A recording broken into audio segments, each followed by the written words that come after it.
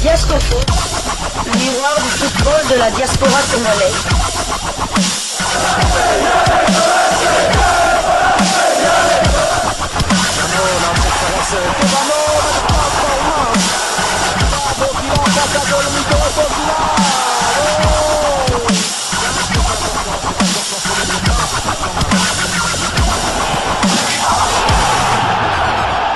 Diascofoot, le miroir du football de la diaspora congolaise. C'est l'heure de partager avec vous quelques news que nous avons pu récolter pour vous, des news concernant la tanière de léopard de la République démocratique du Congo, et cela dans le cadre de cette deuxième livraison sportive de ce mercredi 16 juillet 2025, une livraison qui nous conduit du côté de l'Angleterre pour partager avec vous une réflexion concernant un léopard de Sébastien Desabre, une réflexion qui nous est partagé par Anthony Pla, un confrère journaliste que vous connaissez très bien, hein, Tolo Bakaka Nalingala, que à Fungoli Bisso mémoire, hein, par rapport à la CAN 2025. Vous savez, cette CAN va se jouer en décembre 2025 et au mois de janvier 2026. Attention, ce mercato nous révèle que certains joueurs africains qui ont choisi d'aller vers un club qui évoluera en première ligue la saison prochaine pourrait avoir des difficultés à rejoindre leur sélection nationale, et la République démocratique du Congo est bien évidemment concernée. Je vais d'abord vous lire la publication d'Anthony Pla Oyo à Fungoli Bisso mémoire Yango Tozo Mituna. Est-ce que le cadet national pourrait rater la CAN 2025, ce qui serait une première CAN pour lui? Toujours réfléchir. Tolobi teke akoraté. Tolobi pourrait. C'est le conditionnel. J'aime le cadet national plus que vous. Même collègue papa Francis Sadik. Ah ben oui. Voilà. Anthony Pla dit ceci. Sunderland a signé beaucoup de joueurs africains cet été, avec notamment le Congolais Noah Sadiki, l'Ivoirien Simon Adingra, le Sénégalais Habib Diarra ou encore le Mozambicain Renildo et le Marocain Talbi. Est-ce que quelqu'un leur a dit que la CAN se joue fin décembre et en janvier? En tout cas, j'espère qu'il n'y aura pas de pression quand il faudra partir en sélection. Hein?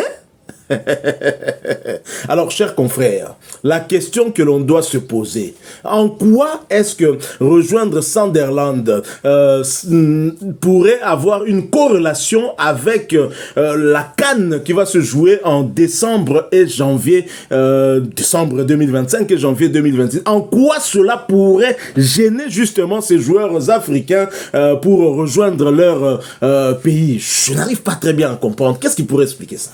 Tout à fait. Donc, on sait que la CAN, le problème, c'est le calendrier de la CAN met à mal beaucoup d'équipes, notamment celles anglaises, car là-bas, il y a pas de trêve hivernale. Ils jouent non-stop.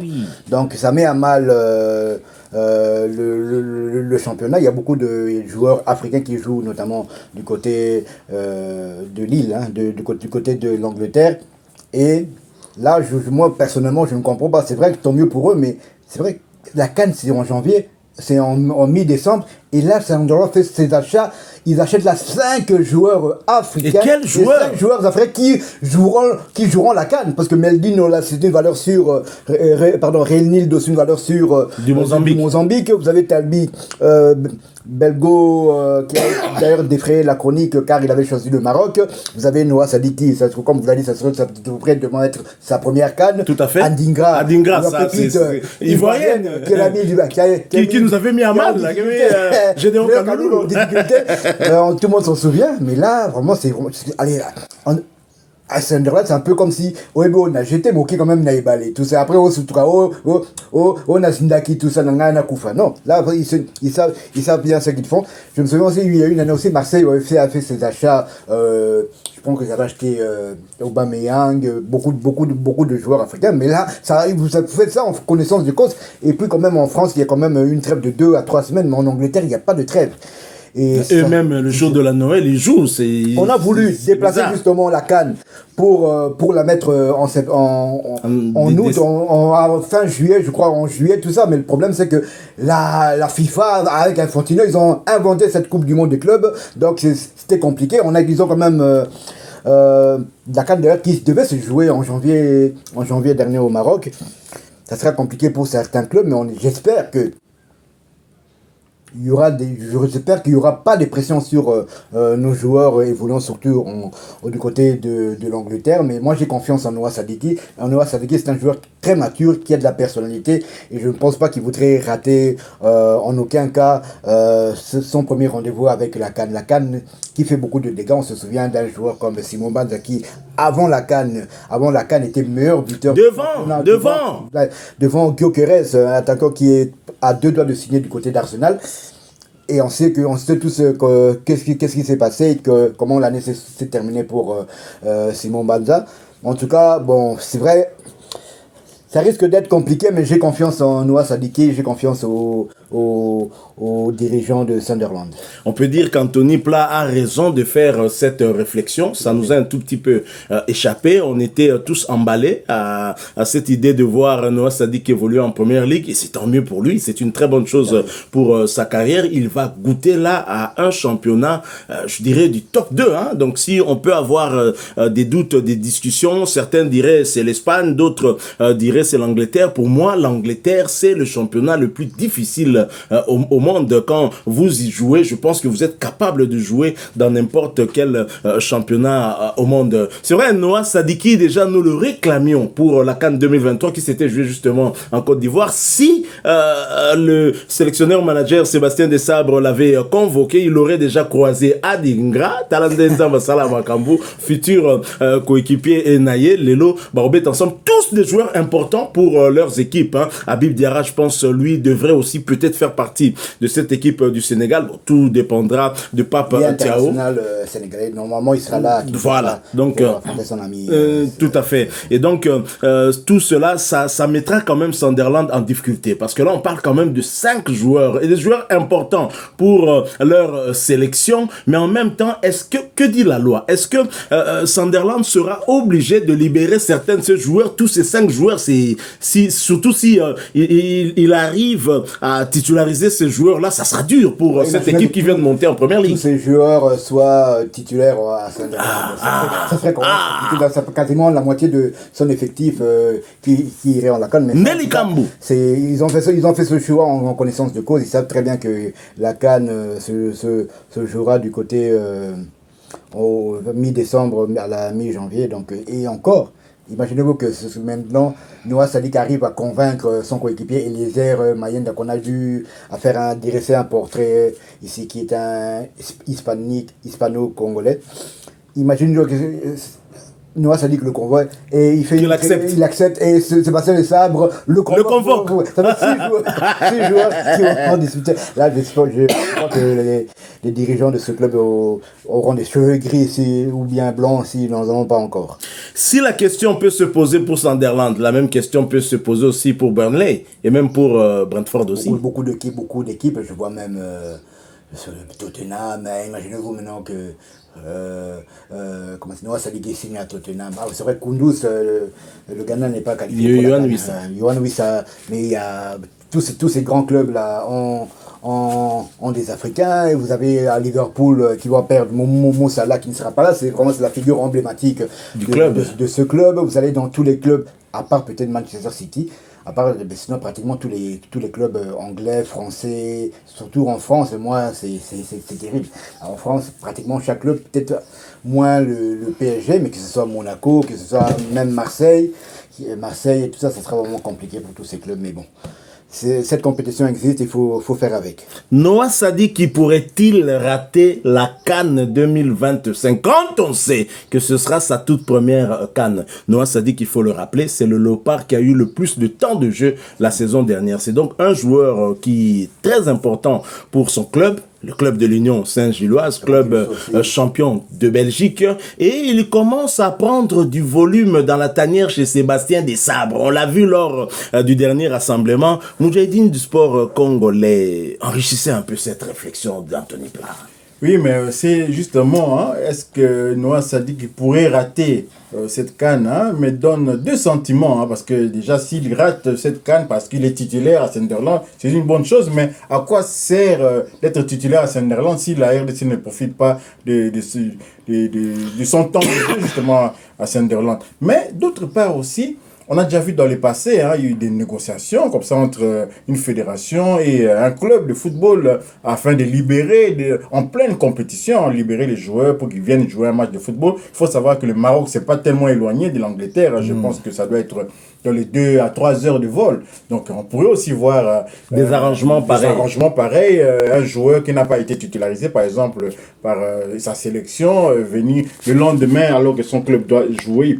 Il y a un avion qui peut être affrété spécialement pour... je ne sais pas si on a eu ça avec Chabani Nonda ou bien quoi dans le passé, mais on va un peu fouiller pour voir si cela a déjà été le cas. Mais je pense que c'est fort possible aussi qu'il y ait des arrangements comme ça, parce qu'un club comme Sunderland, s'ils ont 6 joueurs africains titulaires déjà dans leur équipe, aller chercher maintenant des seconds couteaux pour dans un championnat où on joue tous les 3 jours, ça va être un peu compliqué. Compliqué, surtout que Sunderland vient de monter en première ligue, et donc ce club voudra certainement se maintenir, et pour se maintenir, il faudra jouer tous les matchs à fond et avec tous ses atouts, et s'il faut perdre ces atouts-là, cette équipe sera clairement en difficulté. Alors j'ai peut-être une question pour Gino, parce que lui il est l'expert de la Belgique. Est-ce que Adingra et Sadik ont joué ensemble à l'Union Saint-Gilloise, parce qu'Adingra aussi était du côté de l'Union Saint-Gilloise, prêté par... Oui, tout à fait. Adingra, lorsqu'il est parti du côté de Brighton, c'est là que Noah Sadik est arrivé du côté de l'Union Saint-Gilloise. Ils ne se sont pas croisés. Ils se sont croisés en championnat lorsque Sadik évoluait du côté d'Anderlecht.